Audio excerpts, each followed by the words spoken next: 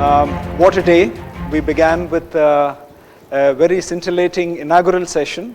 We have had the Honorable Vice President chalk out what he meant by economic diplomacy in a fast-changing world, in a fast-transforming world, and his own unique, inimitable way. He pointed out what are the challenges and how we as a country are geared to meet them, and the new energy that has come about now that we have the government in its second term with new ideas, with new initiatives. We had the Minister of State for External Affairs, Shri Muralidharan, also explain that the government core belief is that business is not the business of government. So that should at least put to rest some of the questions that came about government and business.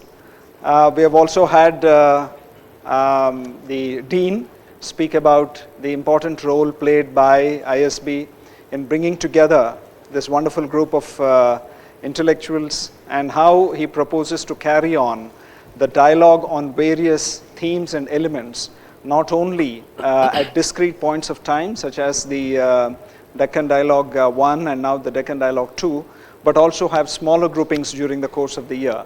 And that is something we will look to cooperate with the ISB during the course of this year. The first session today was very interesting. I was part of it, and we had a discussion with the ambassadors of Brazil and the High Commissioner of Australia. I think it was a very useful understanding about the changes taking place in the global economic landscape, the intersection between geopolitics and geoeconomics, the domestic debate about the impact and the utility of free trade agreements, and the intersection of business and industry, special interest groups, politics, and international relations. There was no conclusive evidence, but to say that governments cannot ignore what pain is being caused to their citizens, those who are being left out in the processes of globalization, those who may feel aggrieved about being marginalized in the last few decades of fast-paced globalization that we have seen. It has also been very clear that people everywhere are having significant concerns about elements that are not necessarily big bang geopolitical events.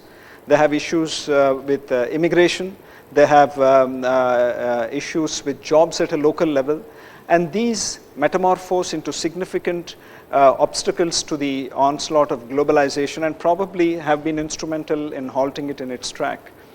During the second session, of course, we moved towards a discussion about Industrial Revolution 4.0 and Society 5.0. Most of the discussion was about the former.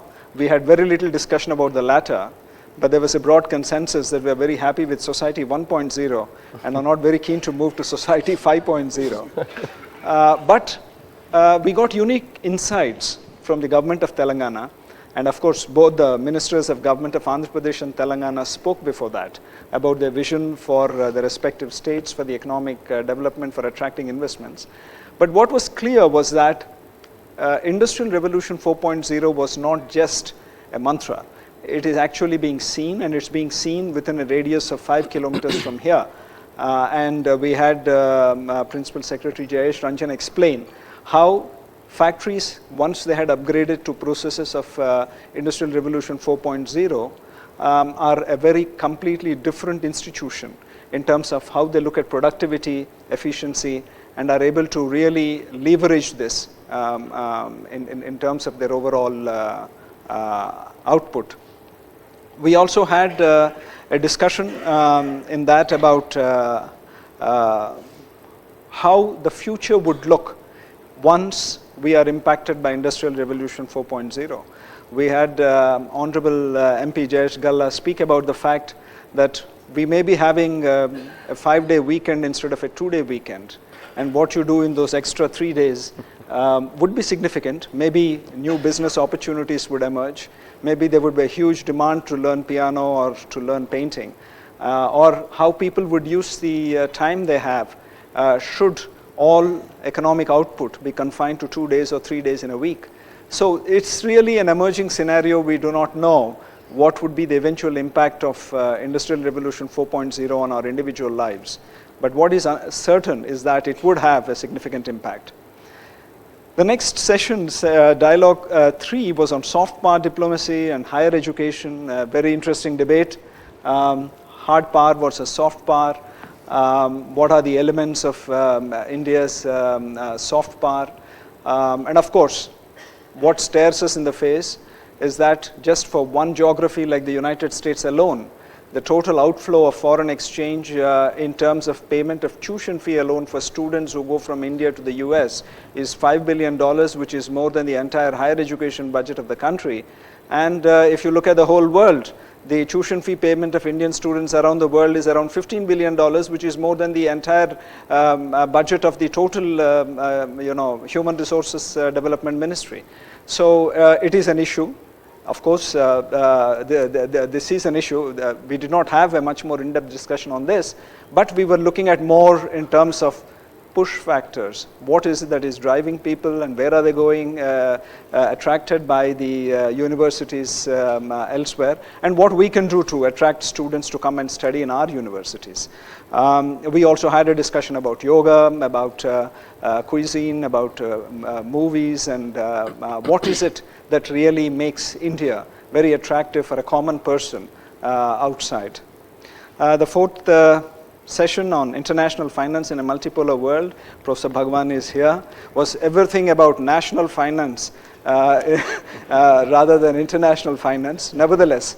But I think he was completely driven by the fact that there is such popular demand from the audience to understand the nuances of national statistical bookkeeping, statistical collection, what it means to us as citizens, and what is the nature of the NPA problem, and the whole works as far as the domestic economy is concerned. Very little, of course, about international finance, and the only multipolar bit, of course, was the fact that it would be a unipolar world with its center of gravity being in Asia, which is, I think, as it is. But I think what came out was the fact that there is a much lesser understanding of macroeconomics in policy making, and there was a need to really ramp up the elements of macroeconomic policy in terms of the understanding of it amongst decision makers. I think what we have seen today has been a very unique discussion. We have been able to bring about varied elements of what constitutes economic diplomacy. What is clear is that isolation is not an option. We need to be engaged with the outside world. Prosperity cannot come from seclusion. But what should be the contours of such engagement, and how do we ensure that this engagement is beneficial to our citizens, can move away from not just aggregate data, but also at a disaggregated level, at the level of a common citizen. What difference does it make in their day-to-day lives and in their quality of life? So I think this has been the broad understanding. But now I think the time has come for us to listen to you, sir, so that we hear out your vision on this. Telangana has been a very progressive state, and we look forward to listening to you as you give the vision, how you propose to be engaged with all important external economic interlocutors and bring them and their influence and their resources to bear for the development of the state. Thank you, Harish. Good evening to dear audience. I was here 15 minutes back before the fourth session was coming to an end. So I am thinking I am on a very difficult pitch which is turning, and really I have to work very hard. Thanks, Professor Bhagwan. You said unipolar world, and India would be one of the poles or part of the poles, whatever you want to say. So when I say apart from technological, socio-economic and environmental triggers, I think governments could be the biggest disruptors. I will start with that. Both through their acts of omission and commission, And similarly, they have to face the consequences of disruption caused elsewhere. Do you agree? You take any example. Government is a very complex animal. I mean, usually people think officers sitting in the rooms or secretariat or mantralaya or bhavans, they form the government. We are the bottommost part of the government. The topmost debate is still on whether it's a judicial or parliamentarians who are the supreme. That debate jury is on. Third part is executive, party in power, whosoever is at whatever level, either state or central or local bodies, they are the executives. We are the workers. So whether any judicial pronouncement, like there was debate about coal blocks, I mean, that was no fault of any government or any system. Some wise person somewhere thought all irregularities have taken place, and we know the result. If you allow me, I would say demonetization was also a disruptor. Yes? Okay.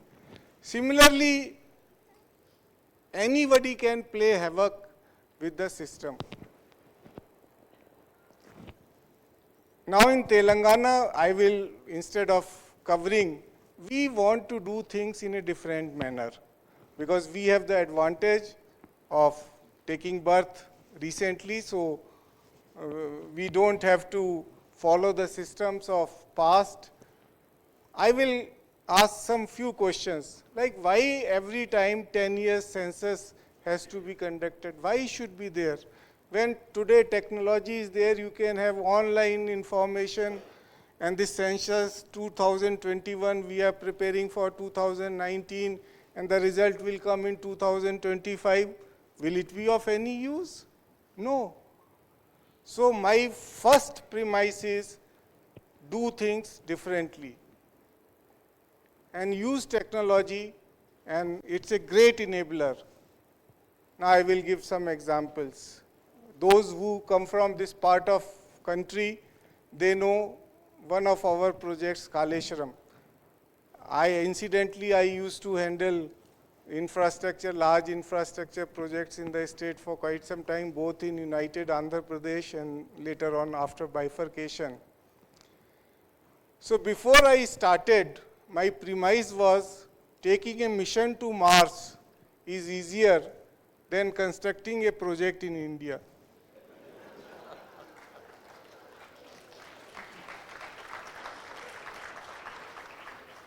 Because there are no environmental clearances, there are no PILs.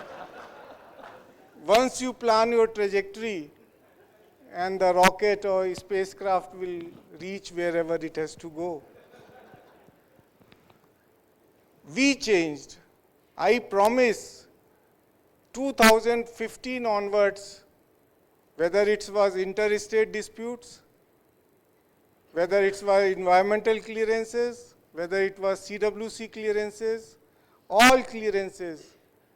And I would say that perhaps beggar has a better respectability than the project proponent.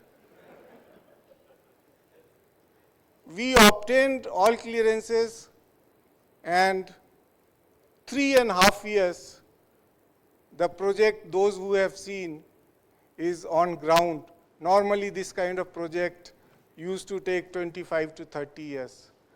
So if you think that you can perform things in a different manner, certainly I am sure you can perform things in a different manner, whether it's a health, whether it's education. Let CEA Saab say something more. First of all, good evening everyone, and Secretary Saab, thanks for giving me this opportunity to actually share my thoughts, and the Additional Secretary, External Affairs as well. I want to, given that this, the Deccan dialogue was on economic diplomacy, I want to share some perspective on what I think is the need for economic diplomacy. Let me first start with something that, that was in the news yesterday, and I would lend my perspective on the 5% growth. Let's look at it this way. We've been in, in previous periods when the growth has come around 5% and we've bounced back. And I actually will give you a reason which is half jokingly, but so 5, I think, in the Indian ethos has a very important significance. Think about the Panchabhutam. Prithvi, Agni, Jal, Vayu, Akash, or think about the 5 senses. So there is, I think, something extra rational about the 5%. Why am I saying this is because every time when we actually come down to, let's say 5%, we bounce back. And I'll remind, the audience about the 2002 period. I remember, doing my PhD at that time. It was just a year. I'd started my PhD. Growth had come down, at about below 5%. Things were not looking that great. But then just a couple of years back, there was an election that was being fought on the slogan, India Shining. Which is something that we must keep in mind. There have been previous periods where actually, we have gone through situations of slowdown in growth.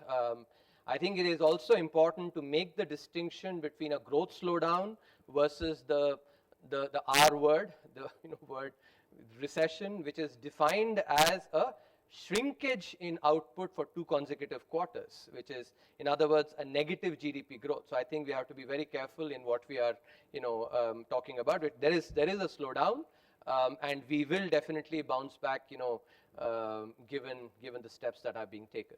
But let me, having just briefly talked about something that must have been in the minds of everyone, let me outline why we need to actually focus on economic diplomacy today. I think one of the key reasons why economic diplomacy is important is this somewhat misplaced perception that the GDP data or the GDP growth rates may not be stating the growth rates correctly.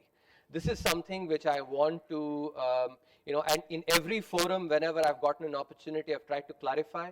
It's very important to understand, and so I'm going to spend some time, talking about this.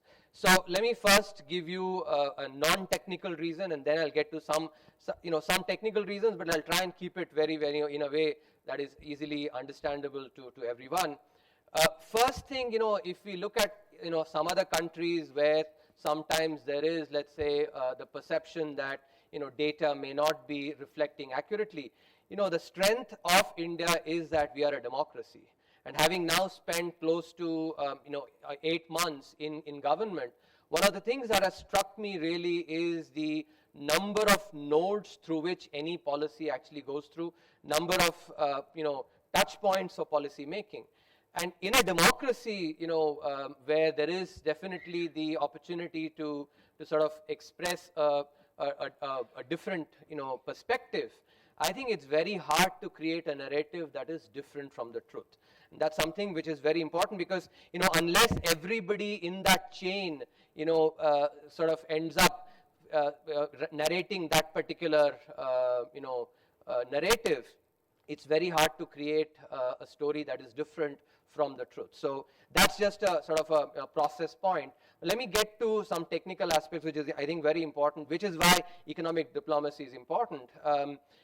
We changed in 2011 from what is called what was basically a volume-based indicator versus a value-based indicator. To just give you a simple example, if you take 1 kg of just uncooked rice, you cook that rice versus you take that 1 kg of rice and make it into Hyderabadi biryani. Now clearly the value that you have in the 1 kg of Hyderabadi biryani is very different from just 1 kg of plain cooked rice. But from a volume perspective, the 1 kg rice remains the same. Now, when you use a volume indicator, you basically are not making a distinction between the 1 kg of just plain cooked rice versus 1 kg of Hyderabadi biryani. In contrast, when you're using a value indicator, you are indeed making a difference between those two. And now this is sort of a hypothetical example, but if you translate into reality, if you measured value added in the telecom sector, in the earlier series, which was a volume indicator, the number of subscribers was the proxy that was used to measure value added. Now, number of subscribers, as you can understand, I could have a phone, and Joshi Saab can also actually have a phone. Maybe he actually is a lot more communicative with his wife, and therefore talks a lot more to his wife than I do. And then if we look at the number of subscribers as a proxy, he and I would be measured the same in terms of the value added that we create in telecom. But the new indicators, which basically uses a number of minutes of usage, in that the fact that he is adding a lot more value to the telecom sector than I am adding, because I also have a phone, but maybe I'm not using it as intensively, that is something that is captured. This is but just one example of the, of the change that has happened. The other important point is that there's a sort of a little bit of a technical point that just goes back to high school algebra. If you take a fraction, take a fraction a by b, even if, let's say, the numerator and the denominator, both of them are, let's say, measured with some error or bias, that does not necessarily translate into the fraction indeed also being estimated with a bias. It's a very important point. Why? Because GDP growth rate is basically the growth rate this year versus divided by the growth rate last year minus 1. So even if, because of the change in the nature of measurement, if we are using, let's say, and I'll come to that just in a minute, because of the change to the new series, which by the way brings us actually, because of the value indicators, brings us in line with the UN system for national statistics. Even if there is some let's say error in that, it does not translate into an error in growth rate. I think this is something which is very important for us to understand. The other point, and actually, I do know that there have been, articles written on this using, sophisticated and unsophisticated methodologies. Something that we must definitely keep in mind is that if you look at correlations, it's a statistical artifact that any correlation is what we call non-stationary, which means that the correlation value of that correlation keeps changing. So for instance, if you use, and there's been some work showing, if you take the 2011 break, which is when we use the new series, correlations with some of the known indicators like auto sales or electricity, etc. The fact that the correlations are changing before 2011 versus 2011, versus after 2011 does not indicate anything much at all, because just by their own definition, correlations change very much. And in fact, there are actually other studies that show that just using the same series, if you change the year, the correlations change.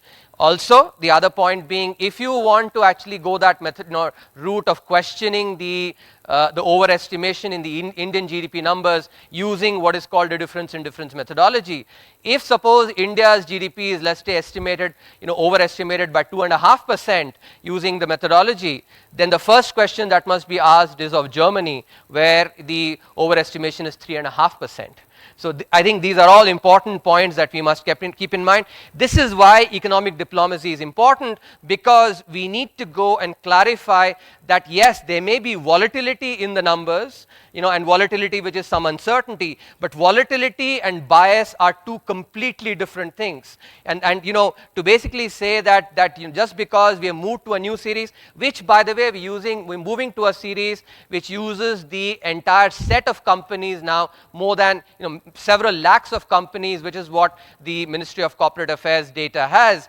We are using the bigger population of companies to measure the GDP. And last bit, just on the volatility bit itself, we put out a note a couple of months back actually explaining this. and it's important for viewers to understand, because oftentimes you hear this narrative, oh, there are shell companies, the MCA data uses these companies, and maybe therefore there is overestimation. Remember all the points that I've already made, but the last point that is important is that by, let's say, the 31st of December, which is when you want the data to be in, you have many companies who report their numbers. But you also have companies that do not report their numbers. Now, if you want to measure your GDP, you cannot ignore those companies that have actually not reported their numbers, because that will lead to an underestimation of GDP, because they are indeed contributing to economic activity as well. So what do? You actually extrapolate, and that is what is called the scale-up factor. You extrapolate from the companies that have reported to those that have not reported. And you do that based on the ratio of paid up capital, which is basically just a proxy for the equity or the net worth of the company.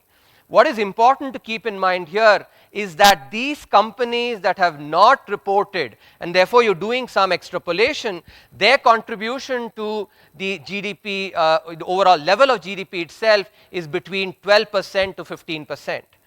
Just 12% to 15%, which means if you do a back of the envelope calculation, to say that suppose these companies that are not reporting, there is a problem from them, that is what is accounting for a 2.5% increase or overestimation in the GDP, then you're talking about these companies that are not reporting, of the order of 12.5 to 13% higher growth rate than the rest of the companies, which I don't know whether actually that is something that is easy to rationalize. So broadly, this is a very, very important point, because if there is mistrust about, let's say, about the growth rates, that can affect actually the way the foreign investors view India. And this is therefore very important. I therefore thought I should be using this platform to clarify that this is one key aspect of economic diplomacy that we should do, which is that yes, there may be some uncertainty about numbers, and that happens with whenever you change a system, it doesn't calibrate into perfection immediately. It takes some time. That's where academic debate is important, and undeniably that's something that has to happen. But to expect that we will get to calibration immediately, I think is being a little unrealistic. There is volatility, some volatility, but volatility and bias are completely different things, and this is something that we must acknowledge. So I think for me, as if suppose someone who's basically in this role, and let's say is involved in economic diplomacy, the most important point I would make is saying that our growth rates are what they are. The final point I'll actually mention is, if suppose there is any incentive to try and, let's say, intervene with these numbers, this would be the time the government would intervene, right? You would basically when would you want to go and intervene when the growth rates are not looking that good? So you can't have both on the one hand slow down, and on the other hand actually saying that there is interference in numbers. So I think this is the first point that I actually want to make very, very clearly. But a second, which is, I think a more long-run aspect that is important to keep in mind, which is the importance of foreign capital and foreign direct investment for India if we have to achieve the $5 trillion economy goal. Yes, we have basically the Q1 growth has been 5%, but the economic survey talked about having to grow at 8% for us to be able to achieve that $5 trillion economy, the goal of the $5 trillion economy, where productivity and capital become very, very critical. If you look at the nature of FDI that comes into India, a significant proportion of that FDI is in services. But what is needed a lot, especially, and some of the conversations that have happened, we do really need to worry about the lowest common denominator. And for us, by far the most important priority for the lowest common denominator in this economy are jobs. That is by far the most, it is the national priority. And if we need significant number of jobs to be created, then the manufacturing sector has to contribute significantly to this particular, and therefore FDI in manufacturing is quite important as well. And here's where productivity, some of the structural reforms that the government is focusing on on related to labor reforms, for instance, because that is something which we showed in the survey, which actually keeps us, firms basically very small, and firms that are small are generally not as productive. So, these are important. If we have to attract a lot more FDI in manufacturing, then we really need to be focusing on some of the structural reforms, and also sort of enabling a lot more exports. I just want to finish with this particular comment, that there is oftentimes this point that is made that because of deglobalization, our exports basically maybe are may not do as well. I think it's really important to just sort of look at this in some perspective. Our share of overall global trade is actually less than 2%. So even in a shrinking pie of global trade, we certainly can increase the slice of that pie. So I think there is no reason for us to be sort of despondent about the trend of deglobalization, because certainly by being a lot more targeted and increasing the share of the pie of our pie in global trade, we can certainly be exporting a lot more, which by the way comes back to productivity, and therefore in that foreign capital and foreign direct investment, which also brings in technology, is quite important. So I'll just end with this, that when we look at foreign capital, I think it's equally important to focus on the quality of that, which is how much does it sort of benefit domestic productivity, not only just look at the quantity, which is look at this much number of capital came in. So let me sort of surmise by saying that economic diplomacy in today's age is extremely important.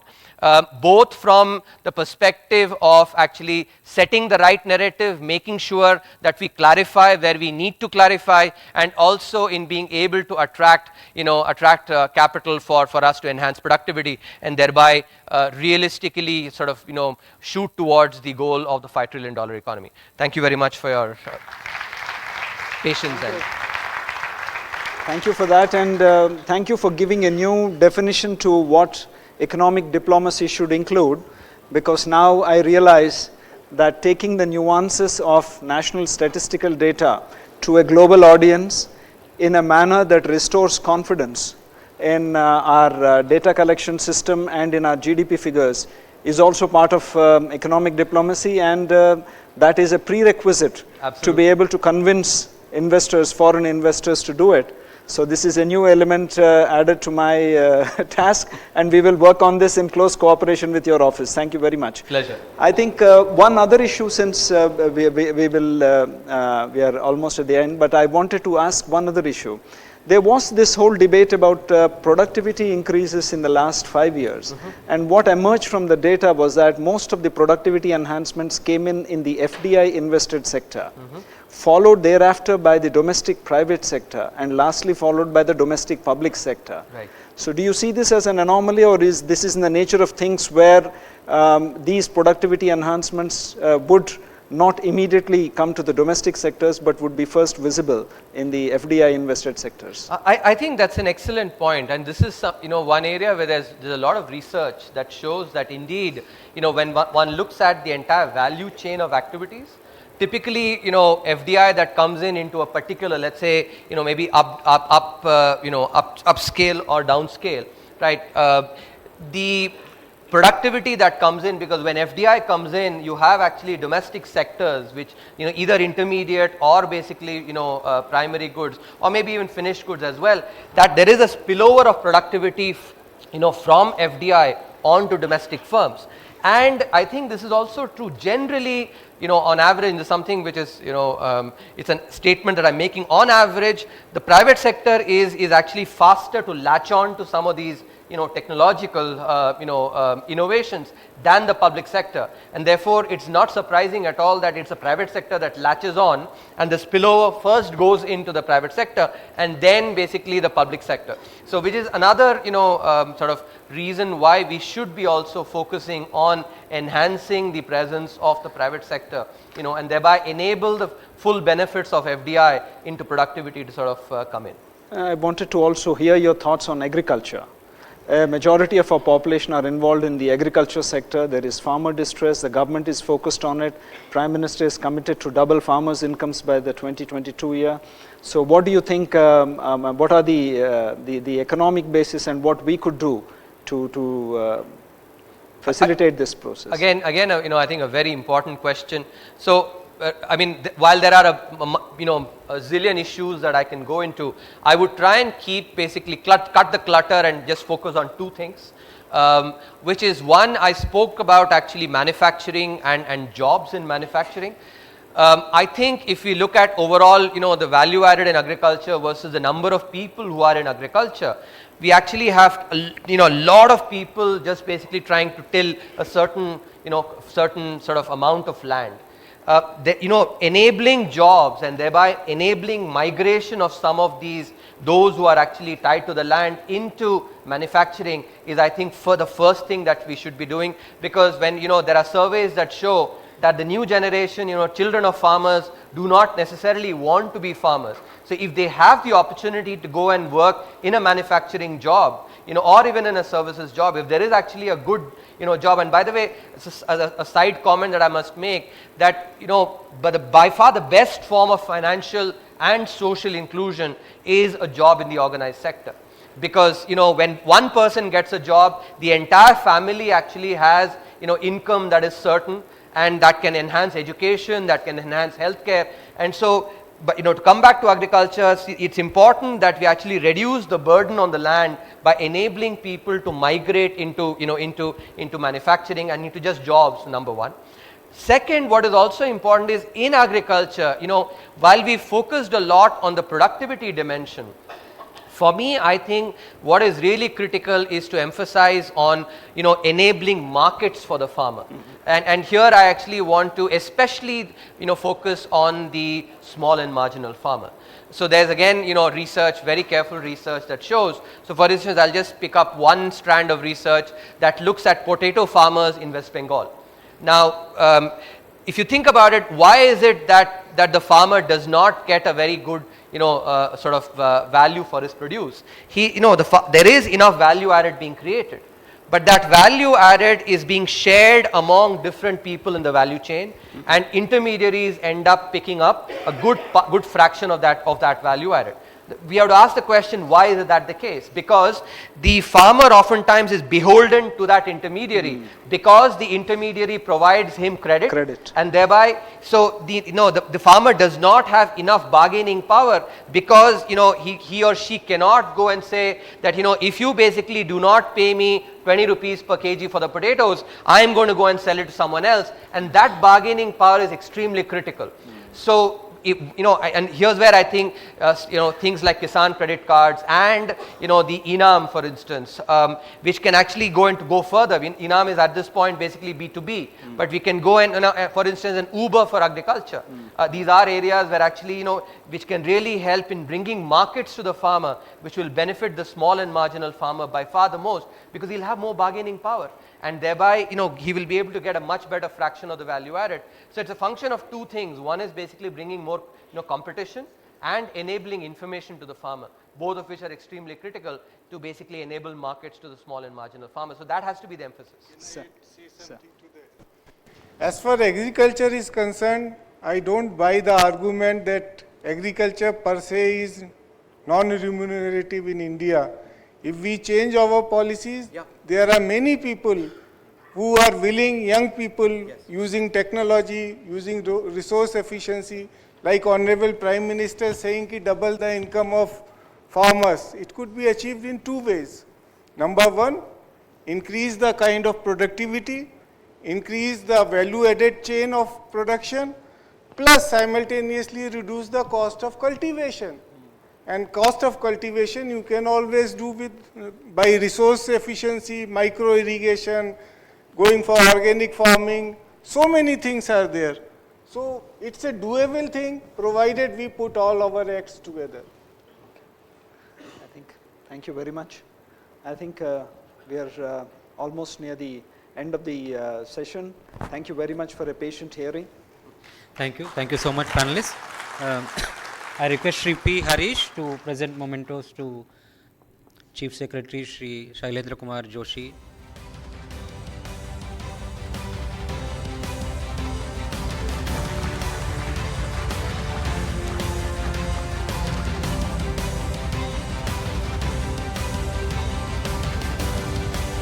Officer Krishnamurthy Subramanian, Chief Economic Advisor, Government of